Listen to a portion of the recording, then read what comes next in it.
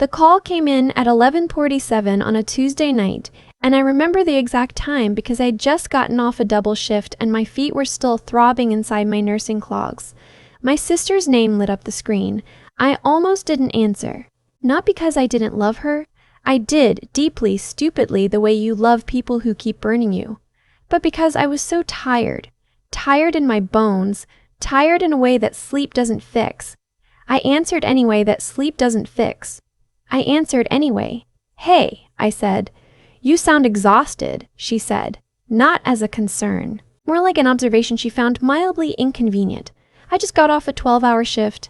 "Right. Well, I'm calling because Mom's birthday dinner is the 14th. We're doing it at Fontaine's. You know, that new place downtown." I knew the place. I'd looked it up once. Entree started at $42. "Okay," I said. "What time?" 7. Oh, and a pause, the kind she uses when she wants to soften something she has no intention of actually softening. We're splitting the check. Evenly. Between all of us. So just be prepared for that. I was quiet for a second. "There's 5 of us," I said. "I know how many people are in our family, Clara." "Clara? That's me. 31 years old, registered nurse, night shift, 2-bedroom apartment I share with a cat named Lou, and a stack of medical school applications I've been too scared to submit. I am the youngest of 3. I am also, by some unspoken family agreement I was never consulted about, the one who contributes the most and receives the least.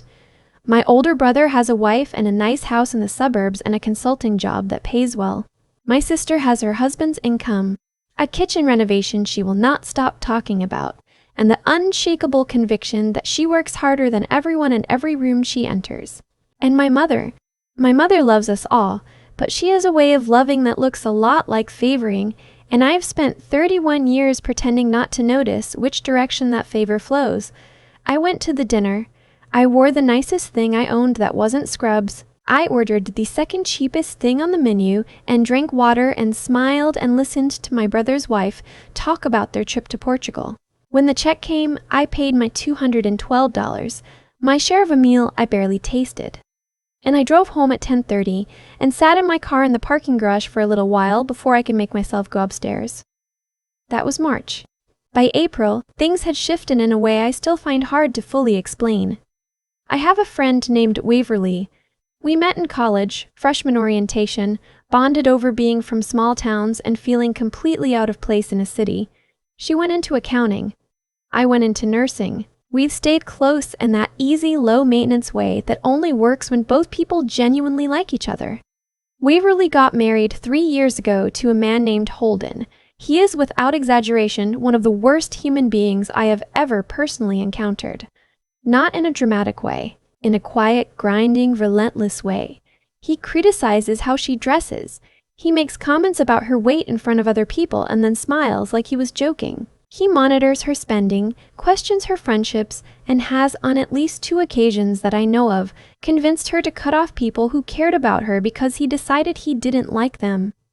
He tried it with me twice. The second time, Waverly called me crying at 2 in the morning and said she was sorry and that she missed me, and I said, "I know, I'm still here," because I always was. Waverly was the person I called when my dad died.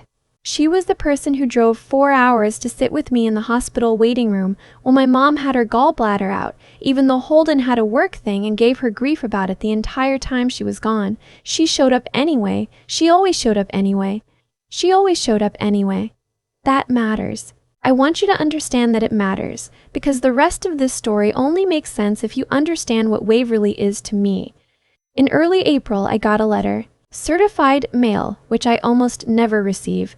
So I signed for it half asleep in my pajamas and set it on the kitchen counter and forgot about it for 2 days.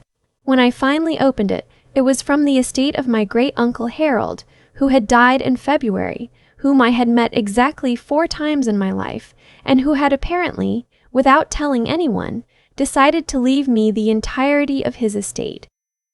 Harold was my grandmother's younger brother. He had no children, no spouse, no one he was particularly close to. He was a retired civil engineer who lived alone in a paid-off house in rural Tennessee and had, over the course of a very quiet and careful life, accumulated a sum of money that I was not prepared to see on paper. $2.3 million. I sat at my kitchen table for a long time. Lou jumped up and headbutted my arm, and I just sat there, staring at that number, thinking about my $212 dinner and my stack of medical school applications and my nursing clogs with the hole forming in the left toe. I didn't tell anyone, not at first, not for 3 weeks. I know that sounds strange, but I needed time to think, and more than that, I needed to understand something I'd been pushing to the back of my mind for a long time, who in my life was actually there for me, and who was there for what I could provide.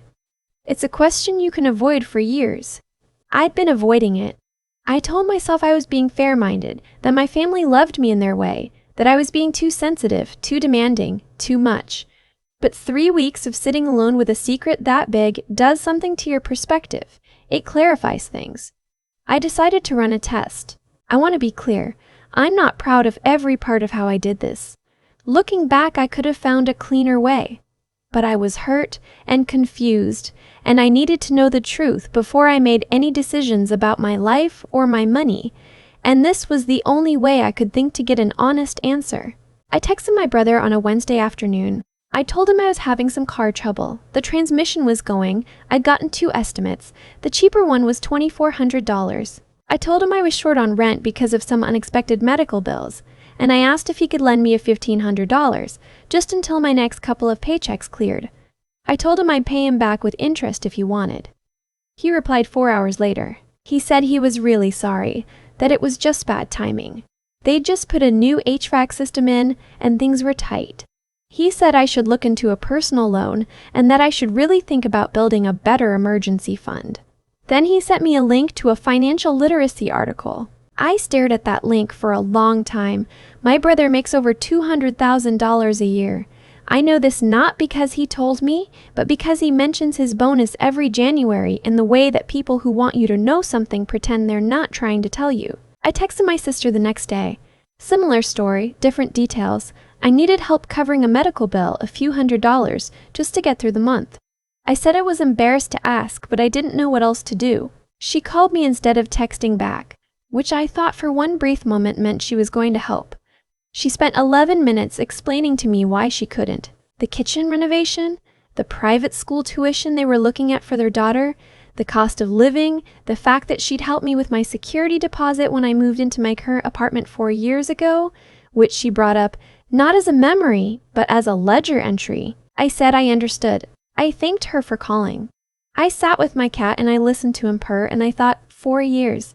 She's been tracking that for 4 years. Then I called my mother. I told her I was struggling, that I was stretched thin, that I was scared, and that I needed about $500 to get through the end of the month.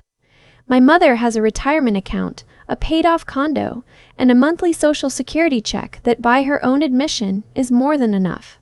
I am her child. I asked her for $500. She said, "Clara, you're a nurse. Nurses make good money. You need to learn to budget better." Then she suggested I try one of those meal prep services to save money on groceries, and she asked if I'd heard that my brother had been promoted. I said I had. We talked for a few more minutes about nothing. When we hung up, I sat in my bathroom on the edge of the tub for a while, not crying exactly, just sort of emptied out. That was a Thursday. On Friday afternoon, I called Waverly. I didn't run the same script. Waverly would have heard through it immediately. She knows me too well. Instead, I told her the truth, or a version of it. I said I'd had a hard week, that I was feeling overwhelmed, that I might need to borrow a little money, and I was embarrassed about it. She didn't ask how much. She said, "What do you need?" I said I wasn't sure yet, maybe a few $100s. She said, "Okay, I'll figure it out, don't worry about it." I said, "Waverly, you don't have to." She said, "Stop, you're my person, that's what this is." I knew what figure it out meant for Waverly. I knew that she had her own account, the small one Holden didn't know about, the one she built over years in quiet increments because somewhere in the back of her mind she understood she might need an exit someday. That account was her safety net, and she was offering to dip into it for me. I told her I loved her. She said she loved me too. We made plans to have dinner that weekend. When I hung up, I sat very still for a long time. Then I cried. Not the sad kind. The complicated kind, where you're grieving something and relieved at something else at the exact same time. I had my answer. Over the following weeks, I started making quiet decisions. The first thing I did was hire an attorney, a woman named Patricia, who specialized in estate planning and asset management, and who was recommended to me by a colleague whose family she'd worked with. Patricia was efficient and calm, and did not once make me feel strange about the situation. She helped me set up a trust, guided me through the inheritance process, answered questions I was embarrassed not to know the answers to, and helped me think clearly about what I wanted my life to look like going forward. I did not submit my medical school applications yet, but I moved them off the kitchen table and put them in a folder labeled "When You're Ready," and for the first time in years, when felt like an actual date rather than a vague impossibility. I did not tell my family. Not my brother, not my sister, not my mother. They had answered my question in the clearest possible terms, and the answer was, they were not my first call. I was not their priority. They loved me in theory, in the easy times, when I was useful and undemanding. But love that only shows up when it costs nothing is not the kind you can build a life on. What I did do was call Waverly. I drove to her apartment on a Tuesday evening, which I don't normally do on a work day, and she opened the door looking slightly alarmed. "Is everything okay?" she said. I said, "Yes, I need to tell you something." I sat down on her couch, the blue one she found at a thrift store, and reupholstered herself because she loves a project, and Holden wouldn't let her spend money on furniture, and I told her everything.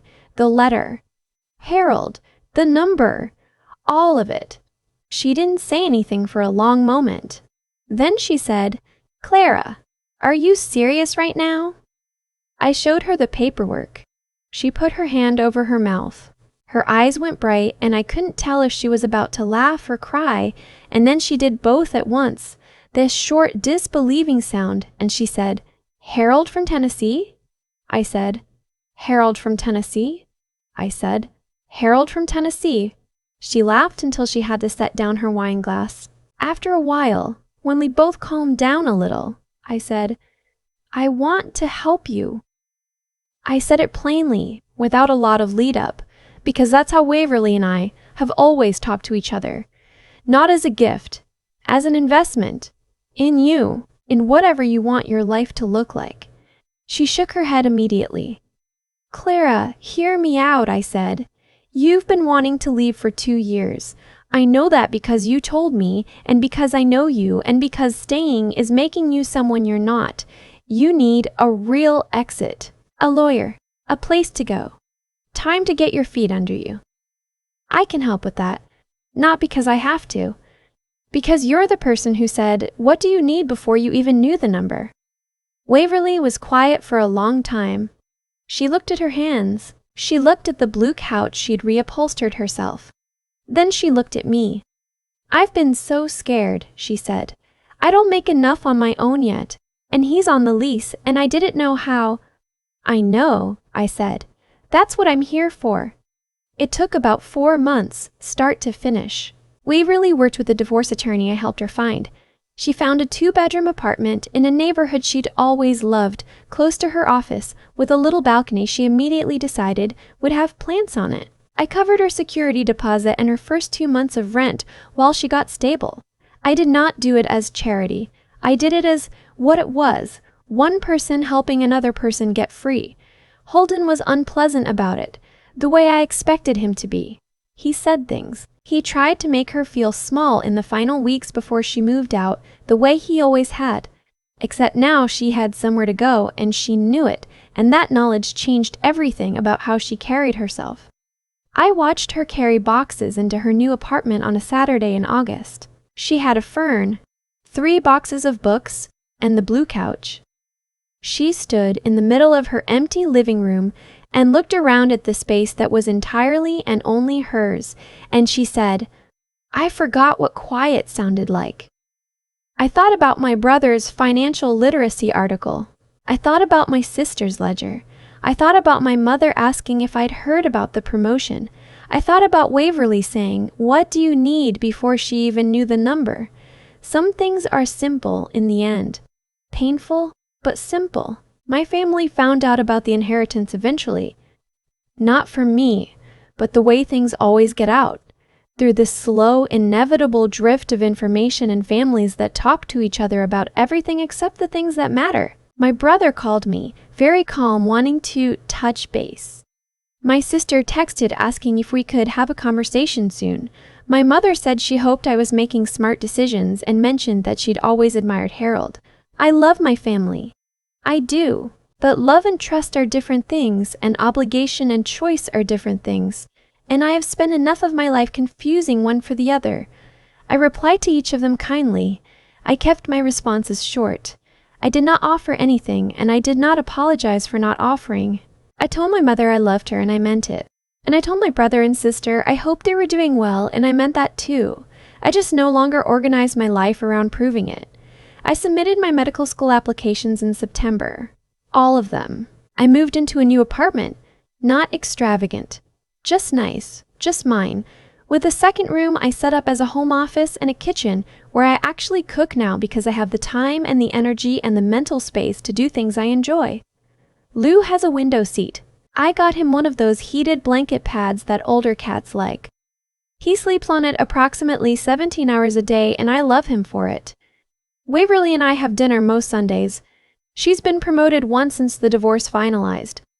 She has 4 plants on her balcony now. She started running again, which she'd stopped doing sometime in the second year of her marriage when Holden made one too many comments about it, and she runs in the early morning before work, and she says it makes her feel like herself again. I think about Harold sometimes, about what it means that a man I barely knew saw something in me worth passing on to. I don't know if he understood what that money would mean, or if he had simply gone through his quiet, careful life, deciding that I was the person who would do something real with it. I don't know, but I think about it. I think about the Tuesday nights when I was exhausted, and I answered anyway. I think about 2-bedroom apartments and blue couches, and the sound of Waverly laughing when I showed her the paperwork. I think about what it feels like to make a decision from a place of safety instead of a place of fear. I think about the $500 my mother didn't offer, and how it turned out to be one of the most important gifts she ever gave me. Not the giving, but the withholding, because it showed me exactly where I stood, and knowing where you stand is the first step to deciding where you want to go. I know where I'm going now, and for the first time in a long time, I'm not waiting for anyone's permission to get there.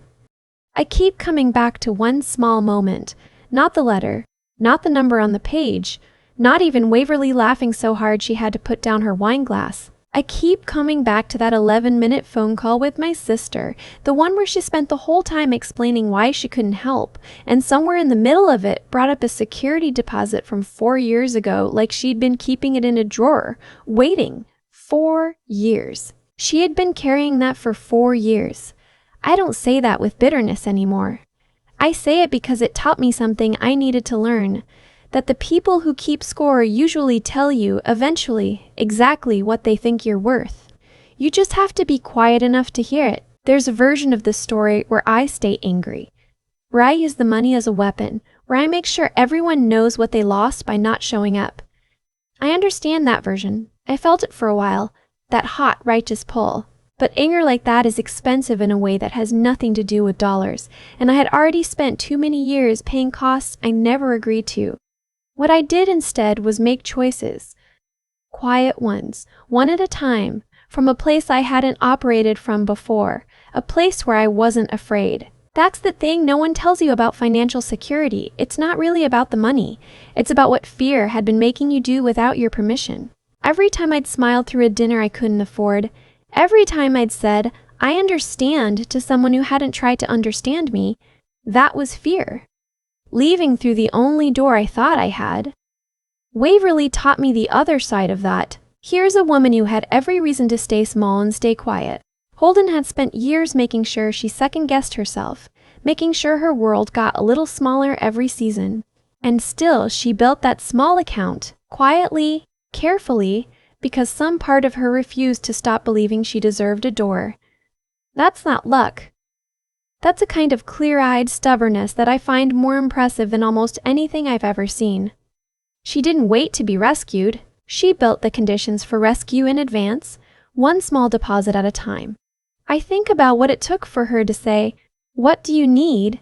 Not knowing the number, not knowing if she could actually cover it, just knowing that I was her person and that was enough. That's not naivety. That's a decision about who you want to be. It takes something to live that way. It takes the willingness to be wrong, to be taken advantage of, to give without a guarantee.